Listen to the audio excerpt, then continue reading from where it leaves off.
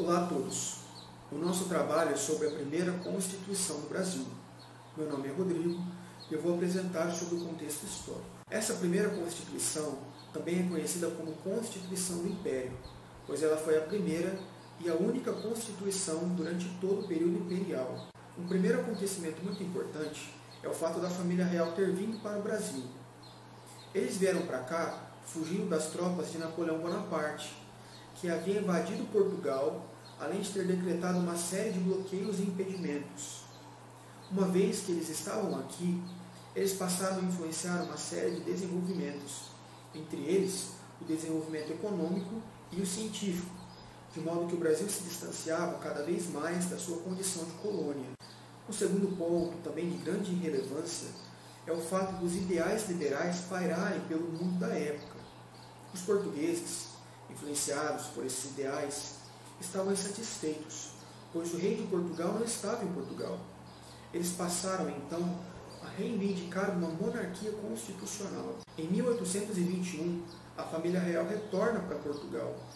Dom Pedro I fica no Brasil e, em seguinte, houve necessidade de uma efetiva organização institucional. Houve necessidade de uma constituição para melhor organização e estabilidade do novo território. Foi criada, então, uma Assembleia Constituinte, que em 1823 elaborou o primeiro projeto constitucional do Brasil.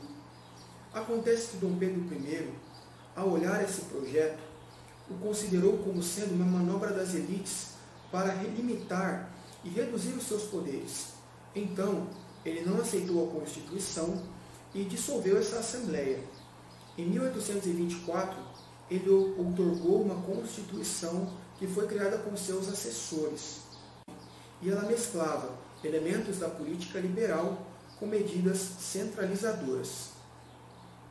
Dentre as características da Constituição Brasileira de 1824, destacam-se o catolicismo como religião oficial do país, a existência de 4 poderes: o poder executivo, o legislativo, o judiciário e o poder moderador, que era de uso exclusivo do imperador e dava a ele o direito de poder intervir em qualquer um dos outros 3 poderes.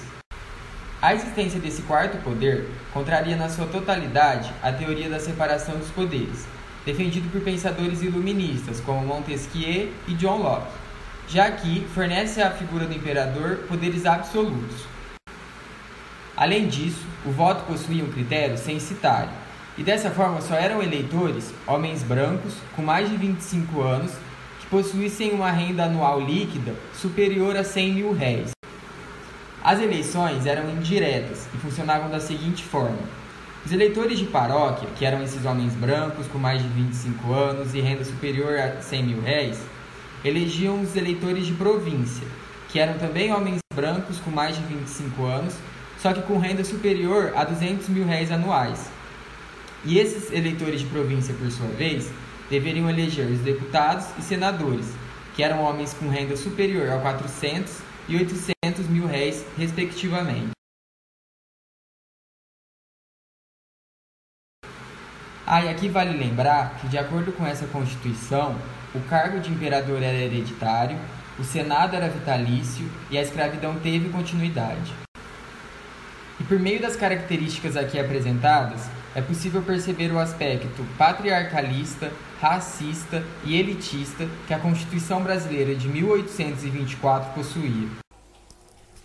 Bom, sobre a Constituição de 1824, quando citamos a mesma como a primeira, o nosso primeiro texto histórico constitucional, não podemos deixar de citar de que ela é fruto da então dissolução constituinte de 1823, que gerou diversas consequências, como a ruptura entre a coroa e a opinião popular, a opinião do público, e também foi ela que derramou sangue no governo de Dom Pedro I, com a revolta dos pernambucanos, em 1824.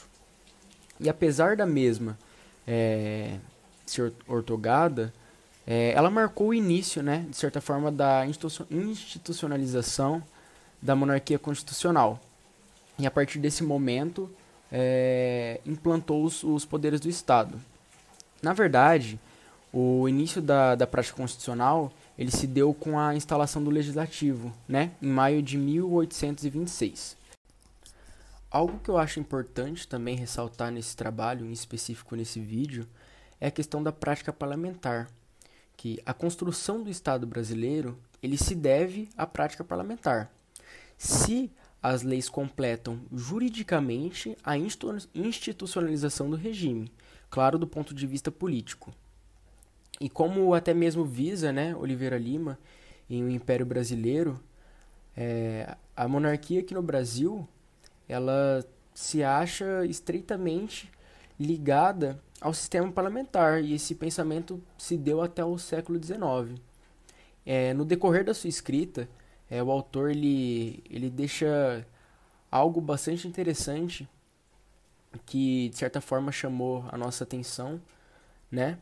Que é a respeito de uma citação que ele fez, que a questão do nosso parlamentarismo, ele mais se deu por uma lenta conquista, né, de espírito público, do que foi um direito escrito, o resultado de um direito escrito. Na verdade, foi mais uma imposição política e uma concessão do imperador do que um preceito de constituição.